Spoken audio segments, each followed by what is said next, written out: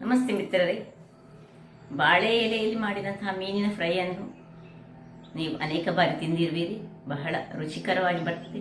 ಇವತ್ತು ನಾನೊಂದು ಬಹಳ ಸೊಗಸಾದ ಒಂದು ಮಸಾಲೆ ಹಾಕಿ ನಮ್ಮ ಕರಾವಳಿ ಶೈಲಿಯ ಬಾಳೆ ಎಲೆಯನ್ನು ರ್ಯಾಪ್ ಮಾಡಿದಂತಹ ಒಂದು ಬಂಗುಡೆಯ ಫ್ರೈ ಮಾಡಿದ್ದೇನೆ.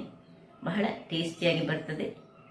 ರುಚಿಯಂತೂ ಅಲ್ಟಿಮೇಟ್. ನೀವು ಮಾಡಿದ ಮೇಲೆ ನಿಮಗೆ ಗೊತ್ತಾಗ್ತದೆ. ಹಾಗಾದರೆ ಈ ಒಂದು ರುಚಿಕರವಾದ ಬಂಗುಡೆ ಮೀನಿನ ಫ್ರೈ, ಈ ಮಸಾಲೆಯನ್ನು ನೀವು ಯಾವುದೇ ಮೀನಿಗೆ ಸಹ ಹಾಕಿ ಮಾಡ್ಬೋದು. ಬಟ್ ಆ ಬಾಳೆ ಎಲೆಯ ಫ್ಲೇವರ್ ಅದರೊಟ್ಟಿಗೆ ಆ ಮಸಾಲೆ ಒಟ್ಟಿಗೆ ಸೇರುವಾಗ ಬಹಳ ಟೇಸ್ಟಿಯಾಗಿ ಬರ್ತದೆ. ಹಾಗಾದರೆ ಯಾರೆಲ್ಲ ನನ್ನ ಚಾನಲನ್ನು ನೋಡ್ತಿದ್ದೀರಿ, ಯಾರೆಲ್ಲ ಇನ್ನೂ ಸಬ್ಸ್ಕ್ರೈಬ್ ಮಾಡಿಲ್ಲ, ದಯವಿಟ್ಟು ಸಬ್ಸ್ಕ್ರೈಬ್ ಮಾಡಿ, ಒಂದು ಲೈಕ್ ಕೊಡಿ, ಶೇರ್ ಮಾಡಿ ಅಂತ ಹೇಳುತ್ತಾ ಬನ್ನಿ ಈ ಒಂದು ರುಚಿಕರವಾದ ಮಸಾಲೆಯನ್ನು ಹೇಗೆ ತಯಾರಿಸಿ ಫ್ರೈ ಮಾಡೋದನ್ನು ನೋಡೋಣ. ವೀಕ್ಷಕರೇ, ಇಲ್ಲಿ ನೋಡಿ ಒಂದೊಂದಾಗಿ ತೆಗೆದುಕೊಳ್ತಿದ್ದೇನೆ. ಈಗ ಇದನ್ನು ನಿಧಾನಕ್ಕೆ ಹೀಗೆ ಓಪನ್ ಮಾಡಿಕೊಳ್ಳೋಣ. ನೋಡಿ, ಬಾಳೆಯ ಈ ದಿಂಡಿನಿಂದ ಮಾಡಿದಂತಹ ಇದೇ ನಾನು ತೆಗೆದುಕೊಂಡಿದ್ದೇನೆ, ನೂಲು ಸಮೇತ. ಬೇರೆ ಯಾವ ನೂಲು ಉಪಯೋಗಿಸಿಲ್ಲ. ನೋಡಿ ಏನು ಚೆನ್ನಾಗಿ ಬಂದಿದೆ ಹೇಳಿದರೆ. ರುಚಿಯಂತೂ ಅದ್ಭುತವಾಗಿರ್ತದೆ. ನೋಡಿ ಹೇಗೆ ಅದರೊಟ್ಟಿಗೆ ಈ ಮೊಟ್ಟೆ, ನೋಡಿ ಮೊಟ್ಟೆಯನ್ನು ಸಹ ಅದರೊಟ್ಟಿಗೆ ಸೇರಿಸಿದ್ದೇನೆ. ಬೇರೆ ಬೇರೆ ಎರಡಕ್ಕೆ ಸಹ ಎರಡು ರೀತಿಯಲ್ಲಿ ಮೊಟ್ಟೆಯನ್ನು ಸೇರಿಸ್ಕೊಂಡು ಮಾಡ್ಬೋದು. ಪರಿಮಳ ಅಂತೂ ಸೂಪರ್ ಆಗಿ ಉಂಟು. ಈಗ ಸರ್ವ್ ಮಾಡೋಣ. ನಮಸ್ತೆ ಮಿತ್ರರೇ, ಇವತ್ತು ಈ ಬಾಳೆ ಎಲೆಯನ್ನು ಬಳಸಿ ಒಂದು ರುಚಿಕರವಾದ ಮೀನು ಫ್ರೈ ಮಾಡೋಣ. ಅದು ಸಹ ಬಂಗುಡೆ ಫ್ರೈ. ಬಹಳ ಟೇಸ್ಟಿಯಾಗಿ ಬರ್ತದೆ. ನನ್ನ ಮಸಾಲೆ ಒಂದು ಡಿಫ್ರೆಂಟ್ ಸ್ಟೈಲಲ್ಲಿ ಮಾಡ್ತಾ ಇದ್ದೇನೆ ಈಗ ನೋಡಿ, ಒಂದು 2 ಬಂಗುಡೆ ಮೀನು ತೆಗೆದುಕೊಂಡಿದ್ದೇನೆ. ಅದನ್ನು ಕ್ಲೀನ್ ಮಾಡಿ ಅದಕ್ಕೆ ಕಟ್ಸ್ ಹಾಕ್ಕೊಂಡಿದ್ದೇನೆ. ಸಣ್ಣ ಸ್ವಲ್ಪ ಮೊಟ್ಟೆ ಸಹ ಉಂಟು, ಅದನ್ನು ಸಹ ಯೂಸ್ ಮಾಡ್ಕೊಳ್ಳೋಣ. ಈಗ ಮೊದಲಿಗೆ ಈ ಮ್ಯಾರಿನೇಷನ್ಗೆ ನೋಡಿ, 2 ಬಂಗುಡೆಗೆ 2 ಚಮಚದಷ್ಟು ಈ ಬ್ಯಾಡಗಿ ಮೆಣಸಿನ ಪುಡಿ, 1 ಚಮಚದಷ್ಟು ಹಳದಿಯ ಪುಡಿ, 1 ಚಮಚದಷ್ಟು ಉಪ್ಪು, ಸ್ವಲ್ಪ ಜಿಂಜರ್ ಗಾರ್ಲಿಕ್ ಪೇಸ್ಟ್ ಮತ್ತು ಕರಿಮೆಣಸಿನ ಪುಡಿ 1/4 ಚಮಚದಷ್ಟು ಇಟ್ಕೊಂಡಿದ್ದೇನೆ. ಇವುಗಳನ್ನೆಲ್ಲ ಈಗ ಒಟ್ಟು ಮಾಡಿ ಇದಕ್ಕೆ ಲಿಂಬೆಯ ರಸವನ್ನು ಹಿಂಡ್ತಾ ಇದ್ದೇನೆ. ಲಿಂಬೆಯ ರಸವನ್ನು ಹಿಂಡಿ ಇದನ್ನು ಮಿಕ್ಸ್ ಮಾಡಿಕೊಳ್ತೇನೆ.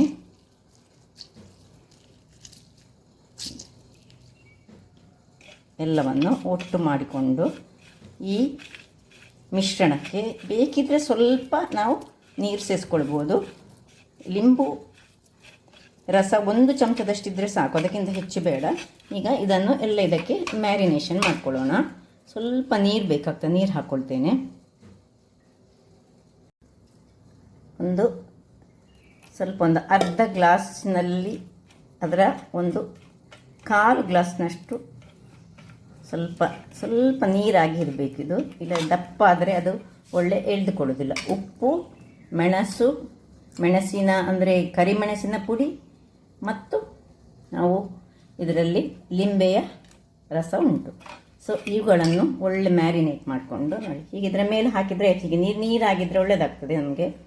ಅದರೊಟ್ಟಿಗೆ ಮೊಟ್ಟೆಯನ್ನು ಸಹ ಸ್ವಲ್ಪ ಕವರ್ ಮಾಡಿ ಇಟ್ಕೊಳ್ಳೋಣ. ನಮಗೆ ಬಾಳೆ ಎಲೆ ಒಂದು ಬೇಕಾಗ್ತದೆ. ಸೊ ಇವುಗಳನ್ನೆಲ್ಲ ಕಣ್ಣಿನ ತನಕ ಸಹ ಚೆನ್ನಾಗಿ ಮ್ಯಾರಿನೇಟ್ ಮಾಡಿ ಒಂದು ಅರ್ಧ ಗಂಟೆಯ ಅಥವಾ 15 ನಿಮಿಷವ ಇಟ್ಕೊಳ್ಳೋಣ. ವೀಕ್ಷಕರೇ, ಇಲ್ಲಿ ನೋಡಿ, ಇಲ್ಲಿ ಮ್ಯಾರಿನೇಟ್ ಆಗ್ತಾ ಇರುವಾಗ ನಾವು ಇಲ್ಲಿ 10 ಮೆಣಸನ್ನು, ಈ ಬ್ಯಾಡಗಿ ಮೆಣಸನ್ನು ಬಿಸಿ ನೀರಿನಲ್ಲಿ ಕುದಿಲಿಕ್ಕೆ ಬಿಟ್ಟಿದ್ದೇನೆ. ಈಗ ಆಫ್ ಮಾಡ್ಕೊಳ್ತಿದ್ದೇನೆ. ಇದು ಕುದ್ದು ಇದು ತಣ್ಣಗಾಗಲಿ. ಇಲ್ಲಿ ಏನೆಲ್ಲ ಸಾಮಗ್ರಿಗಳು ಬೇಕು ಹೇಳಿದರೆ, ಈ 1 ನೀರುಳ್ಳಿಯಲ್ಲಿ ಅರ್ಧ ನೀರುಳ್ಳಿಯನ್ನು ಸಣ್ಣದಾಗಿ ಹೆಚ್ಚಿಟ್ಟುಕೊಂಡಿದ್ದೇನೆ. ಅರ್ಧ ಟೊಮ್ಯಾಟೊ ಸಾಕು, ದೊಡ್ಡ ಟೊಮ್ಯಾಟೊ ಆದರೆ ಅದನ್ನು ಸಹ ಸಣ್ಣದಾಗಿ ಹೆಚ್ಚಿಟ್ಟುಕೊಂಡಿದ್ದೇನೆ. ಈಗ ಇನ್ನು ಇಲ್ಲಿ ಸ್ವಲ್ಪ ಕರಿಬೇವಿನ ಸೊಪ್ಪು, 5 ಎಳೆಯಷ್ಟು ಬೆಳ್ಳುಳ್ಳಿ, ಅರ್ಧ ಇಂಚಿನಷ್ಟು ಶುಂಠಿ ಬೇಕು ನಮಗೆ. ಇನ್ನು ಒಂದು ಸಣ್ಣ ತುಂಡು ಹುಳಿ, 1/4 ಚಮಚದಷ್ಟು ನಮಗೆ ಜೀರಿಗೆ ಸಾಕು, ಅರ್ಧ ಚಮಚದಷ್ಟು ಮೆಂತೆ ಮತ್ತು 1/2 ಚಮಚದಷ್ಟು ನಮಗೆ ಈ ಕೊತ್ತಂಬರಿಯ ಬೀಜ ಬೇಕು. ಈಗ ಇವುಗಳನ್ನೆಲ್ಲ ಒಂದು ಮಿಕ್ಸಿ ಜಾರ್ ತೆಗೆದುಕೊಂಡು ಅವುಗಳಲ್ಲಿ ಇದನ್ನೆಲ್ಲ ಹಾಕ್ಕೊಳ್ತಿದ್ದೇನೆ. ಹುಳಿ, ನೀರುಳ್ಳಿ ಹಾಗೂ ಈ ಜಿಂಜರನ್ನು ಸಣ್ಣದಾಗಿ ಹೆಚ್ಚಿಟ್ಕೊಂಡು ಹಾಕೊಳ್ಳೋಣ. ಮತ್ತು ಈ ಜೀರಾ ಮತ್ತು ಬೆಳ್ಳುಳ್ಳಿ ಎಲ್ಲವನ್ನು ಹಾಕಿ, ಮೆಂತೆ ಮತ್ತು ಸ್ವಲ್ಪ ಕರಿಬೇವಿನ ಸೊಪ್ಪು ಸಹ ಇದಕ್ಕೆ ಸೇರಿಸ್ಕೊಳ್ಳಿ. ಕೊನೆಗೆ ಇಲ್ಲಿ ತಣ್ಣಗಾದ ಈ ಮೆಣಸು ಇವುಗಳನ್ನು ಸಹ ಹಾಕಿ ಅದರೊಟ್ಟಿಗೆ ನೀರು ಹಾಕಿ ಒಳ್ಳೊಂದು ಫೈನ್ ಆದ ಒಂದು ಪೇಸ್ಟ್ ಮಾಡಿ ತರ್ತೇನೆ. ವೀಕ್ಷಕರೇ, ಇಲ್ಲಿ ನೋಡಿ ಗ್ರೈಂಡ್ ಮಾಡಿ ಇಷ್ಟ ಆಗುವಾಗ ಈಗ ಇದಕ್ಕೆ ಸ್ವಲ್ಪ ಹಳದಿಯ ಪುಡಿಯನ್ನು ಹಾಕೊಳ್ಳೋಣ. ನಾವು ಒಂದು ಅರ್ಧ ಚಮಚದಷ್ಟು ಹಳದಿಯ ಪುಡಿ ಹಾಕಿ ಇದನ್ನು ಪುನಃ ಒಂದು ಚೂರು ಸ್ವಲ್ಪ ಗ್ರೈಂಡ್ ಮಾಡಿಕೊಳ್ತಿದ್ದೇನೆ. ಇಲ್ಲಿ ನೋಡಿ ಹಳದಿಯನ್ನು ಕೊನೆಯಲ್ಲಿ ಯಾವಾಗಲೂ ಹಾಕಿದರೆ ಕಲ್ಲರು ತುಂಬ ಚೆನ್ನಾಗಿ ಬರ್ತದೆ, ಹಾಗಾಗಿ ಮತ್ತೆ ಹಾಕಿದರೆ ಯಾವಾಗಲೂ ಒಳ್ಳೆಯದು. ಸೊ ಇಷ್ಟ ಆದಮೇಲೆ ಇದನ್ನು ಪಕ್ಕಕ್ಕಿಟ್ಟುಕೊಳ್ಳೋಣ. ಇಲ್ಲಿ ನಮ್ಮ ಮೀನು ಸಹ ಒಂದು ಅರ್ಧ ಗಂಟೆ ಕಳೆದಿದೆ ಮ್ಯಾರಿನೇಟ್ ಆಗಿ. ಈಗ ಇದನ್ನು ಮಾಡಲು ಒಂದು ಬಾಣಲೆಯನ್ನು ನಾನು ಇಟ್ಕೊಂಡಿದ್ದೇನೆ. ಬಾಣಲೆಗೆ ನಾವೀಗ ಮೊದಲಿಗೆ ಎಣ್ಣೆಯನ್ನು ಹಾಕೊಳ್ಳೋಣ. ಬಾಣಲೆ ಬಿಸಿ ಆಗಲಿ. ಸೊ ಎಣ್ಣೆ ತುಂಬ ಬೇಡ, ಸಾಧಾರಣ ಒಂದು 2 ಚಮಚದಷ್ಟು ಎಣ್ಣೆ ಹಾಕಿದರೆ ಸಾಕು. ಎಣ್ಣೆ ಒಟ್ಟಿಗೆ ನಾವು ಈಗ ಕರಿಬೇವಿನ ಸೊಪ್ಪನ್ನು ಸ್ವಲ್ಪ ಹಾಕೊಳ್ಳೋಣ. ಇನ್ನು ಹದಾ ಉರಿಯಲ್ಲಿ ನಾವು ಮ್ಯಾರಿನೇಟ್ ಮಾಡಿದಂತಹ ಈ ಒಂದು ಮೀನನ್ನು ನೋಡಿ ನಾನು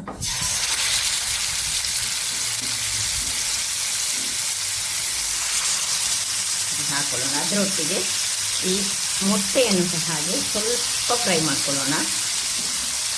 ಎಲ್ಲ ಮಸಾಲೆಯನ್ನು ಇದರ ಮೇಲೆ ಹಾಕ್ಕೊಂಡು ಇದು ವೀಕ್ಷಕರೇ, ಈಗ ಇದನ್ನು ನಿಧಾನಕ್ಕೆ ತಿರುವಿ ಹಾಕೊಳ್ಳೋಣ. ಸ್ವಲ್ಪ ಹೇಗೆ ಕಾಯಿ ತುಂಬ ದೊಡ್ಡ ಉರಿಯಲ್ಲಿ ಇರಬೇಡಿ, ಹದಾ ಉರಿಯಲ್ಲಿಟ್ಟು ಒಂದು 5 ನಿಮಿಷ ಇದನ್ನು ಹೀಗೆ ಬೀಸ್ಕೊಂಡ್ರೆ ಸಾಕು. ಈವನ್ ಮೊಟ್ಟೆ ಸಹ ಹಾಗೆ, ಮೊಟ್ಟೆಯನ್ನು ಸಹ ಹಾಗೆ ಒಂದು 5 ನಿಮಿಷಗಳ ಕಾಲ ಇವುಗಳನ್ನು ಸ್ವಲ್ಪ ಬೆಂದರೆ ಸಾಕಿದು ತಿರುವಿ ಹಾಕೊಳ್ಳೋಣ.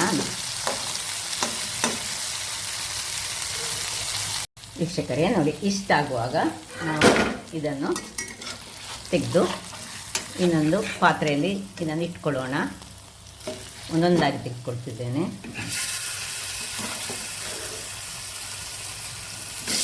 ಈಗ ಮೊಟ್ಟೆಯನ್ನು ಸಹ ಹಾಗೆ ಎಲ್ಲ ಅಂತ ಸಣ್ಣ ಉರಿ ಮಾಡಿಟ್ಕೊಳ್ಳಿ. ಇಷ್ಟಾದಮೇಲೆ ಇನ್ನು ಮಾಡಿಕೊಳ್ಳೋ ಕೆಲಸ ಹೇಳಿದರೆ ಇದೇ ಪಾತ್ರೆಯಲ್ಲಿ ನಾವು ನೋಡಿ ಸ್ವಲ್ಪ ಎಣ್ಣೆಯನ್ನು ಹಾಕೊಳ್ತಿದ್ದೇನೆ ನಾನು. ನಿಮಗೆ ಎಷ್ಟು ಎಣ್ಣೆ ಬೇಕು ಅಷ್ಟು ಎಣ್ಣೆಯನ್ನು ಹಾಕ್ಕೊಳ್ಬೋದು. ಇಲ್ಲಿ ಸ್ವಲ್ಪ ಎಣ್ಣೆಯಲ್ಲಿ ಸಹ ಮಾಡ್ಕೊಳ್ಬೋದು, ಅಥವಾ ಸ್ವಲ್ಪ ಈ ತೆಂಗಿನ ಎಣ್ಣೆಯನ್ನು ಹೆಚ್ಚಾಗಿ ಯೂಸ್ ಮಾಡಿಕೊಳ್ಳಿ. ತೆಂಗಿನ ಎಣ್ಣೆ ಮಾಡಿದರೆ ಇದು ಚೆನ್ನಾಗಿ ಬರೋದು. ಇಷ್ಟು ಎಣ್ಣೆಯನ್ನು ಹಾಕ್ಕೊಂಡು ನಾನೊಂದು 2-3 ಚಮಚಗಳಷ್ಟು ಎಣ್ಣೆ ಹಾಕ್ಕೊಂಡಿದ್ದೇನೆ. ಈಗ ಇದಕ್ಕೆ ನೀರುಳ್ಳಿಯನ್ನು ಹಾಕ್ಕೊಳ್ತಿದ್ದೇನೆ. ಸ್ವಲ್ಪ ಉರಿ ಈಗ ದೊಡ್ಡದು ಮಾಡ್ಕೊಳ್ಳೋಣ. ನೀರುಳ್ಳಿಯನ್ನು ಹಾಕಿ ಇದನ್ನು ಚೆನ್ನಾಗಿ ಅದು ಇದರಲ್ಲಿ ಫ್ರೈ ಆಗಬೇಕು. ನೀರುಳ್ಳಿ ಇಷ್ಟು ಫ್ರೈ ಆಗ್ತಾ ಬರುವಾಗ ಈ ಟೊಮ್ಯಾಟೊವನ್ನು ಅರ್ಧ ಟೊಮ್ಯಾಟೊ ಮತ್ತು ಅರ್ಧ ನೀರುಳ್ಳಿ ನಾನು ತೆಗೆದುಕೊಂಡದ್ದು ಹಾಕೊಳ್ಳಿ. ಇನ್ನು ಕರಿಬೇವಿನ ಸೊಪ್ಪಿದ್ದರೆ ಸ್ವಲ್ಪ ಕರಿಬೇವಿನ ಸೊಪ್ಪು ಹಾಕೊಳ್ಳಿ. ಇದು ಒಳ್ಳೆ ಇದರಲ್ಲಿ ಫ್ರೈ ಆಗಬೇಕು. ಈಗ ಚೂರು ಇದಕ್ಕೆ ಉಪ್ಪನ್ನು ಹಾಕೊಳ್ಳೋಣ. ತುಂಬ ಉಪ್ಪು ಹಾಕೊಳ್ಳೋದು ಬೇಡ, ಯಾಕೆ ಹೇಳಿದರೆ ಆಲ್ರೆಡಿ ನಾವು ಮೀನಿಗೆ ಉಪ್ಪು ಹಾಕ್ಕೊಂಡಿದ್ದೇವೆ. ಉಪ್ಪು ಹಾಕ್ಕೊಂಡು ಇದನ್ನು ಚೆನ್ನಾಗಿ ಫ್ರೈ ಮಾಡಿಕೊಳ್ಳೋಣ. ವೀಕ್ಷಕರೇ, ಇಲ್ಲಿ ನೋಡಿ ಇಷ್ಟು ಫ್ರೈ ಆಗುವಾಗ ನೋಡಿ ಟೊಮ್ಯಾಟೊ ಮತ್ತು ಇದು ಬೆಂದಿತ್ತು. ಈಗ ಏನು ನಾವು ಪ್ರಿಪೇರ್ ಮಾಡಿದ್ದೇವೆ ಮಸಾಲೆ, ಇದನ್ನು ಇದಕ್ಕೆ ಹಾಕೊಳ್ಳೋಣ. ಹಾಕ್ಕೊಂಡು ಒಳ್ಳೆ ಇದರದ್ದು ಹಸಿ ವಾಸನೆ ಹೋಗುವವರೆಗೆ ಇದನ್ನು ಚೆನ್ನಾಗಿ ಇದರಲ್ಲಿ ಹುರಿದುಕೊಳ್ಬೇಕು. ವೀಕ್ಷಕರೇ, ಇಲ್ಲಿ ನೋಡಿ ಇಷ್ಟು ಎಣ್ಣೆ ಸೈಡಲ್ಲಿ ಎಣ್ಣೆ ಬಿಡ್ತಾ ಬರುವಾಗ ಇದಕ್ಕೆ ಒಂದಿಷ್ಟು ಕೊತ್ತಂಬರಿ ಸೊಪ್ಪು ಮತ್ತು ಹಸಿಮೆಣಸಿನಕಾಯಿ, ಇದು ಆಪ್ಷನಲ್, ಬೇಕಿದ್ದರೆ ಮಾತ್ರ ಹಾಕ್ಕೊಳ್ಬೋದು. ಮತ್ತೊಂದು ಸಣ್ಣ ತುಂಡು ಶುಂಠಿಯನ್ನು ಜಜ್ಜಿ ಅಂದರೆ ಸಣ್ಣದಾಗಿ ಚಾಪ್ ಮಾಡಿ ಹಾಕಿದರೆ ಸಹ ಒಳ್ಳೆಯದಾಗಿ. ಇಷ್ಟುಂಟು ಹಸಿ ವಾಸನೆ ಎಲ್ಲ ಹೋಗಬೇಕು, ಸೈಡಲ್ಲಿ ಎಣ್ಣೆ ಬಿಡ್ತಾ ಬರಬೇಕು. ಇಷ್ಟ ಆಗುವಾಗ ಇದನ್ನು ಆಫ್ ಮಾಡ್ಕೊಳ್ಳೋಣ. ವೀಕ್ಷಕರೇ, ಮಸಾಲ ಸಹ ರೆಡಿ ಉಂಟು, ಇಲ್ಲಿ ಮೀನು ಸಹ ರೆಡಿ ಉಂಟು. ಈಗ ಬಾಳೆ ಎಲೆ ಚೆನ್ನಾಗಿ ತೊಳೆದು ಕ್ಲೀನ್ ಮಾಡಿದಂತಹ ಬಾಳೆ ಎಲೆಯನ್ನು ತೆಗೆದುಕೊಂಡು ಮೊದಲಿಗೆ ಇದರಲ್ಲಿ ಮಸಾಲೆಯನ್ನು ಸ್ವಲ್ಪದಾಗಿ ಹಾಕೊಳ್ಳೋಣ. ಹೀಗೆ ನಡುವಲ್ಲಿ ಹಾಕೊಳ್ಳೋಣ. ಯಾಕೆ ಹೇಳಿದರೆ ಅದನ್ನೀಗ ಫೋಲ್ಡ್ ಮಾಡಲಿಕ್ಕಿರ್ತದೆ, ಅದರಿಂದಾಗಿ ನಡುವಲ್ಲಿ ಹೀಗೆ ಮಸಾಲೆ ಹಾಕ್ಕೊಂಡು ಇನ್ನು ಮೀನನ್ನು ಒಂದೊಂದಾಗಿ ಹೀಗೆ ಇಟ್ಕೊಳ್ಳೋಣ. ನೋಡಿ ಹೀಗೆ ಮೀನಿಟ್ಟುಕೊಂಡು ಪುನಃ ಇದರ ಮೇಲೆ ಸ್ವಲ್ಪ ಮಸಾಲ ಹಾಕಿ ಹೀಗೆ ಒಳ್ಳೆ ಕವರ್ ಮಾಡಿ, ಮೆಣಸು ಇದರೊಟ್ಟಿಗೆ ಪುನಃ ಮೆಣಸು ಸಹ ಒಳ್ಳೆ ಆ ಖಾರವನ್ನು ಎಳೆದುಕೊಳ್ಬೇಕು. ಆ ರೀತಿ ಹೀಗೆ ಫೋಲ್ಡ್ ಮಾಡ್ಕೊಳ್ಳೋಣ. ಫೋಲ್ಡ್ ಮಾಡಿಕೊಂಡು ಇದನ್ನು ಈ ರೀತಿಯಾಗಿ ಫೋಲ್ಡ್ ಮಾಡಿದ ನಂತರ ಇಲ್ಲಿ ನೋಡಿ, ಈ ರೀತಿಯಾಗಿ ಇದನ್ನು ಬಾಳೆಯ ನಾರನ್ನು ಯೂಸ್ ಮಾಡಿಕೊಳ್ಬೇಕು. ಹಾಗೆ ನಾವು ಯಾವುದೇ ಮಸಾಲೆ ಫ್ರೈ ಮಾಡುವಾಗ ಕಬ್ಬಿಣದನ್ನೇ ಯೂಸ್ ಮಾಡ್ಕೊಳ್ಬೇಕು. ನಾನು ನೋಡಿ ಮಸಾಲೆ ಸಹ ಕಬ್ಬಿಣದನ್ನೇ, ಕಾಯಿಸುವಾಗ ಸಹ ಹಾಗೆ ಕಬ್ಬಿಣವನ್ನೇ ಯೂಸ್ ಮಾಡ್ಕೊಂಡಿದ್ದೇನೆ. ಹೀಗೆ ಎರಡನ್ನು ಸಹ ಹೀಗೆ ಫೋಲ್ಡ್ ಮಾಡಿ ತೋರಿಸ್ತೇನೆ ವೀಕ್ಷಕರೇ. ಇಲ್ಲಿ ನೋಡಿ, ನಾನು ಮಾಡಿದ ಮಸಾಲೆ ಎರಡಕ್ಕೆ ಸಹ ಕರೆಕ್ಟಾಗಿ ಬಂದಿದೆ.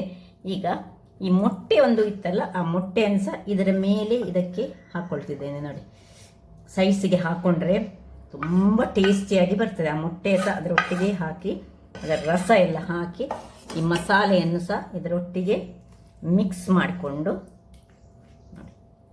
ಎಷ್ಟು ಮಸಾಲೆ ಮಾಡಿದ್ದೇನೆ ಅದು ಕರೆಕ್ಟಾಗಿ ಎರಡು ಮೀನಿಗೆ ಕರೆಕ್ಟಾಗಿ ಆಗಿದೆ. ನೋಡಿ, ಮಸಾಲೆ ಸಹ ಮೊಟ್ಟೆಯನ್ನು ಸಹ ಹಾಕ್ಕೊಂಡು ಇದರಲ್ಲಿ ಎಲ್ಲವನ್ನು ಸಹ ಹಾಕಿ ಈಗ ಇದನ್ನು ಸಹ ಅದೇ ರೀತಿಯಾಗಿ ಫೋಲ್ಡ್ ಮಾಡ್ಕೊಳ್ತಿದ್ದೇನೆ. ಫೋಲ್ಡ್ ಮಾಡಿ ಕಟ್ಟಿ ನಿಮಗೆ ತೋರಿಸ್ಕೊಡ್ತೇನೆ ವೀಕ್ಷಕರೇ. ಇಲ್ಲೀಗ ಎರಡು ಸಿದ್ಧವಾಯಿತು. ಈಗ ಒಂದು ಕಾವಲಿಯನ್ನು ಇಟ್ಕೊ. ಇಲ್ಲಿ ನೋಡಿ, ಕಾವಲಿ ರೆಡಿಯಾಗಿದೆ. ಕಾವಲಿ ಬಿಸಿ ಆಗುವಾಗ ಒಂದೇ ಒಂದು ಚಮಚದಷ್ಟು, ಹೆಚ್ಚು ಬೇಡ, ಜಸ್ಟ್ ಒಂಚೂರು ಗ್ರೀಸ್ ಮಾಡಿಕೊಳ್ಳಿ. ತುಂಬ ಎಣ್ಣೆ ಏನು ಬೇಡ, ಜಸ್ಟ್ ಇದರ ಬಿಸಿಯಲ್ಲಿ ಕಾಯ್ಕೊಳ್ಬೇಕು. ಇಷ್ಟನ್ನು ಹಾಕಿ ಎರಡನ್ನು ಸಹ ಇದರಲ್ಲಿ ಹೀಗೆ ಇಟ್ಟುಕೊಳ್ಳೋಣ. ಇಟ್ಟುಕೊಂಡು ನಿಧಾನಕ್ಕೆ ಇದನ್ನು ಕಾಯಿಸ್ಕೊಳ್ಳೋಣ. ಇದರದೊಂದು ಅದರ ಒಳಗೆ ಹಾಕಿದ ನಾವು ಈ ಮಸಾಲೆ ಉಂಟಲ್ಲ, ಎಂಥ ಟೇಸ್ಟ್ ಉಂಟು ಹೇಳಿದರೆ ನೀವು ಒಮ್ಮೆ ಮಾಡಿ ನೋಡಿ, ಆಗ ನಿಮ್ಗೆ ಗೊತ್ತಾಗ್ತದೆ. ಹೀಗೆ ಖಾಲಿ ತಿನ್ನಲಿಕ್ಕೆ ಸಹ ಅದರ ಟೇಸ್ಟ್ ಬಹಳ ರುಚಿಕರವಾಗಿರ್ತದೆ. ಟೇಸ್ಟ್ ಉಪ್ಪನ್ನು ಮಾತ್ರ ನೀವು ಅದರದ್ದು ಹದ ಮಾಡಿಕೊಳ್ಬೇಕು.